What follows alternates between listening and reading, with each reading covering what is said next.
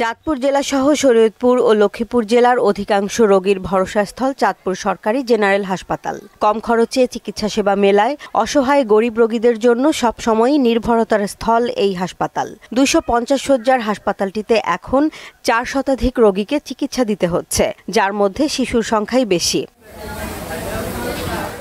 শয্যা না পাওয়ায় অনেকেই মেঝেতে এবং হাসপাতালের করিডোরে আশ্রয় নিয়েছেন। এ সময় কাঙ্ক্ষিত সেবা মিলছে না বলে অভিযোগ করেন রোগীরা। জ্বর, পাতলা পায়খানা, বমি এগুলো আছে। বাচ্চাও অসুস্থ হয়ে আছে। ওয়ালটন ফ্রিজ কিনে অনেকের মতো আপনিও হয়ে যেতে পারেন মিলেনিয়াল।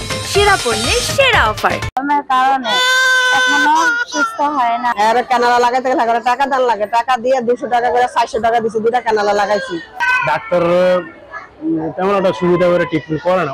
বর্তমানে নির্ধারিত শয্যার 4 গুণ বেশি শিশু রোগী ভর্তি আছে বলে জানালেন হাসপাতালের নার্স। প্রচন্ড গরমে রোগী এত বেশি চাপ পড়ছে, আমরা খুব হিমশিম খেয়ে যাচ্ছি। এখানে সিটের তুলনায় প্রায় 3-4 গুণ রোগী এখানে ভর্তি হচ্ছে। প্রচন্ড গরমে রোগীর চাপ বেড়ে যাওয়ায় সেবাদান ব্যাহত হচ্ছে বলে জানালেন শিশু বিশেষজ্ঞ। শিশুদের নিয়মিত গোসল করানোর পাশাপাশি পুষ্টিকর খাবার খাওয়ানোর পরামর্শও দেন তিনি। প্রচন্ড গরমের কারণে আমাদের শিশু ওয়ার্ডে প্রতিনিয়ত জ্বর, ঠান্ডা, কাশি, বমি, পাতলা পায়খানা নিয়ে শিশু ভর্তি হচ্ছে। গরমের কারণে যেন পানি শূন্যতা না হয়, ওর স্যালাইনটা খাওয়াবেন।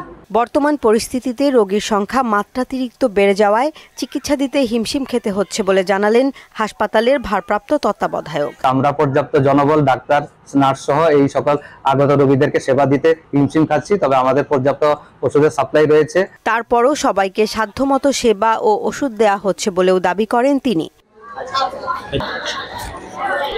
জেসমিন আলম, মোহনা সংবাদ।